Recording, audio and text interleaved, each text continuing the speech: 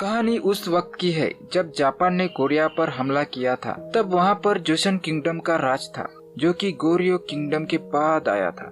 Japan के आक्रमण से जोशन का दक्षिण हिस्सा तबाह हो गया था और अब उत्तरी हिस्से में भी तूफान आने वाला था। जोशन में एक कबीला ऐसा था जिसे जर्चन्स कहा जाता था, जो कि अब एमनॉक नदी के पास इकट्ठा होना शुरू हो गए थे। ऐसा माना जाता था कि अगर 10,000 जर्चन्स इकट्ठा हो गए तो उन्हें दुनिया की कोई भी फौज नहीं हरा सकती है। और ये जर्चन्स का कबीला दो हिस्सों में बटा हुआ था, एक जो जोशन में रह गए थे और दूसरे जो नदी के पार रह गए थे। वो हिस्सा जो चाइना की तरफ आता था और उन्हें पजोई जर्चन्स कहा जाता था, और जोशन में रहने वाले जर्चन्स को सियोंग जियोंग बोला जाता था।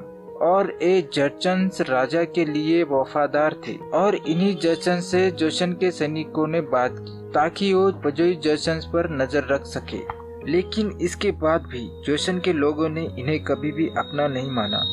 और कहानी यही से शुरू होती है जब हम एक हिरन को देखते जो उस पुनर्जीवन पौधे को खा लेता है, जिसकी वजह से वो राक्षस में बदल जाता है। और अब इस हिरन का शिकार एक शेर करता है और उसे खा लेता है, जिसके बाद वो भी राक्षस में बदल जाता है। इसके बाद हम आशिन का बचपन देखते हैं, जो जोशन के सुनसान जगह पर बनी गुफा के चित्रों को देख रही थी, जहाँ ये बताया गया था कि वो पौधा मरे हुए को जिंदा करता है, लेकिन इसकी कीमत चुकानी पड़ती है। जंगल का यह हिस्सा पिछले 100 सालों से प्रतिबंधित था, जिसे प्यासोगन कहते हैं। और यहाँ हम चुपाजिन के कमांडर को देखते हैं। ये वही कमांडर है जो हमें किंगडम सीजन 2 में दिखा था। जंगल में कमांडर को कुछ लोगों की लाशें मिलती है, जो कि पजोई जर्चन्स की थी, जो नदी के उस पार के जर्चन्स थे। और उन सभी के शरीर पे एक निशान बना हुआ था, और उन्हीं में से एक लाश के हाथ में कमांडर को एक बीट मिलती है और लाशें उन्हें बॉर्डर पर मिलती है।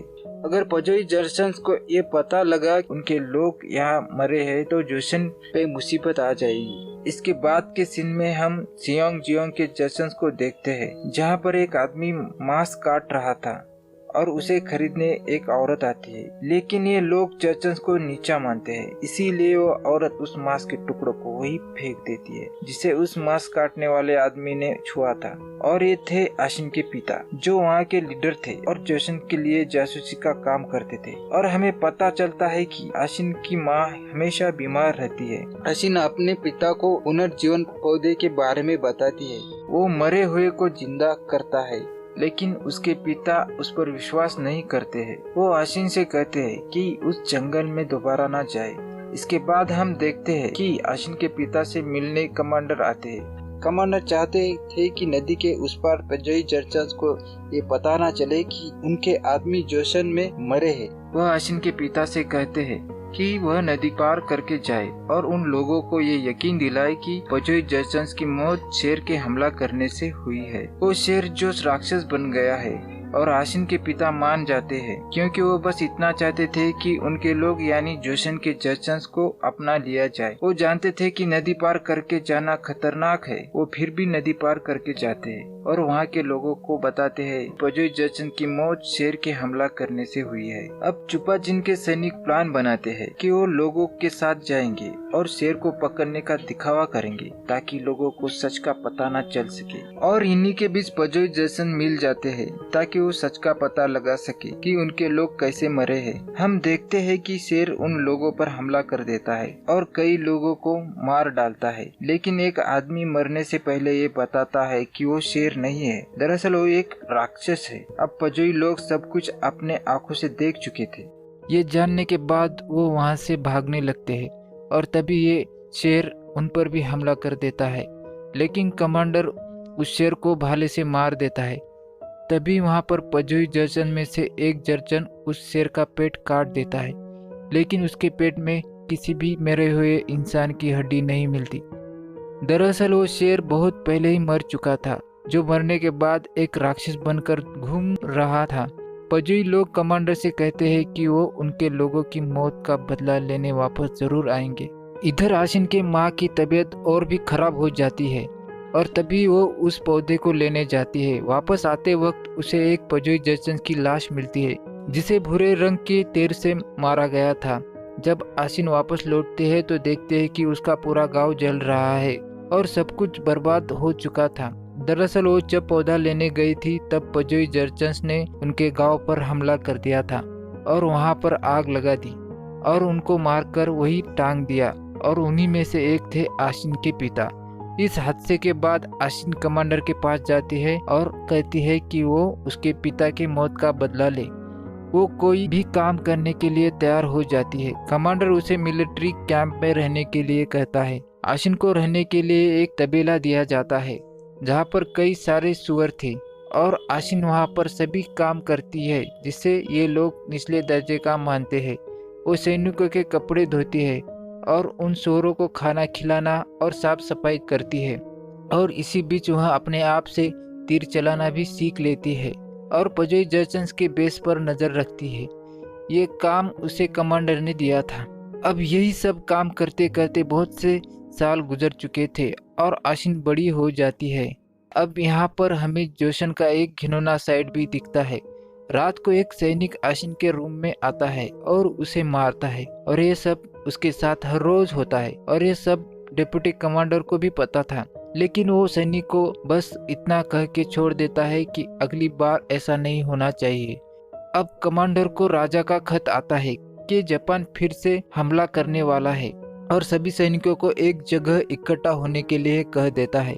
कमांडर आशिन को पजोई कैंप पर नजर रखने के लिए कहता है और कुछ सैनिकों को कैंप पर रखकर बाकी सैनिकों को वो अपने साथ लेकर आगे जाता है। अब आशिन जब पजोई कैंप पर नजर रखने आती है उसे कैंप में आशिन के पिता मिलते हैं जो कि अभी मरे नहीं थे।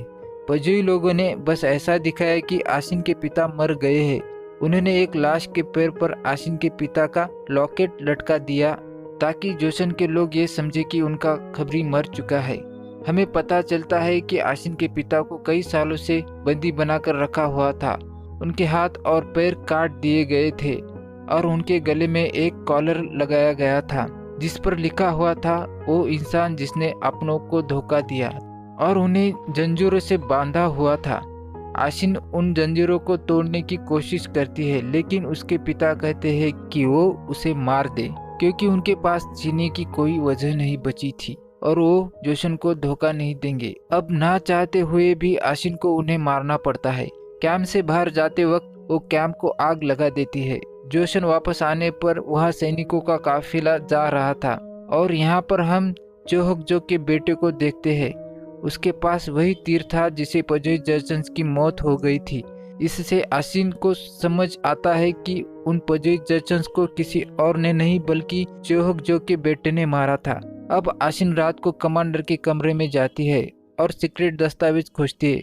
उसे पता चलता है कि कमांडर ने ही चोहकजो के बेटे को बचाने के लिए ये अफवाह फैला दी थी कि पजोई जर्चन्स की मौत शेर के हमला करने से हुई थी। जो बिट कमांडर को लाश के हाथ में मिलती है वह चोहकजो के बेटे के टोपी में लगी एक बिट थी। इसलिए कमांडर ने चोहकजो के बेटे को चेतावनी दी थी कि वो आगे से ऐसा कुछ ना करे। और यहाँ पर हमें पता चलता है कि कमांडर ने ही जर्चन्स के ग्रुप में लड़ाई करवा दी थी। दरअसल जब पजोई जर्चन्स सच का पता लगाने इस ओर आते हैं तब कमांडर ने आशिन के पिता ने दिए हुए तोहफों में से एक तोहफा उस पजोई जर्चन्स को दिया और कहा कि ये उन्हें लाश के पास मिला है। इससे सारा शक आशिन के पिता पर चला जाता है और यही वजह थी कि उन्होंने आशिन के गांव वालों को मार दिया। अब रात में जब वही सैनिक आशिन के रूम में आता है तब आशिन उसे मार देती है और उसे पुनर्जीवन पौधे से जिंदा कर देती है।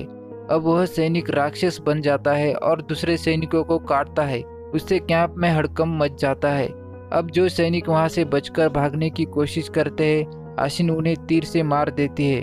जब डिप्टी कमांडर वहां से भागने की कोशिश करता है तब आशिन उसे भी मार देती है। जब ये राक्षस आशिन की तरफ ऊपर की ओर आने लगते हैं तब आशिन उन्हें आग लगाकर मार देती है। इसके बाद के सीन में हम देखते हैं आशिन अपने गांव की तरफ जा रही होती है। वो एक बोरी खींच कर ले जा रही थी। वो देखती है कि उसके गांव वाले उसका इंतजार कर रहे थे। सभी बहुत खुश थे लेकिन असलियत में वो जगह एकदम वीरान थी। और यहाँ हमें एक और राज पता चलता है। उसने अपने गांव वालों को दफनाया नहीं था बल्कि उन्हें पुनर्जीवन पौधे से जिंदा किया था और वो राक्षस बन चुके थे। आशिन सालों से अपने गांव वालों को जानवरों की लाशें खाने को देती थी, लेकिन इस बार वो उसके गांव वालों को खाने के लिए एक जिंदा इंसान लाई थी और आशिन उस सैनिक को उन्हें खाने के लिए देती है। आशिन जोशन और जजन के लिए देती है। आशिन सालों से अपने गांव वालों पर नजर रखी हुई थी, इसलिए वो जानती थी कि उन्हें कैसे मारना है। इसलिए आशिन ने जब सारे सैनिकों को राक्षस बनाया तब उसे यह पता था कि उन्हें कैसे मारना है और वो उन्हें आग लगाकर मार देती है। यहाँ पर हमें एक और राज पता चलता है कि आशिन ये पौधा डॉक्टर ली सन हुई के पास ले जाती है और उन्हें इस पौधे के बारे में सब कुछ बता देती है कि ये पौधा मरे हुए को जिंदा कर देता है। आखिरी सीन में हम आशिन को पजई जर्चन्स के एक ग्रुप के पास जाते हुए देखते हैं और वो उनपे तीर से हमला कर देती है। ये स्पेशल एपिसोड यहीं पे खत्म होता है। दरअसल वो आशिन ही थी जो किंगडम सीजन 2 के अंत में पौधा बेचने आई थी, जिससे ये बीमारी फैली थी और अगले सीजन का मेन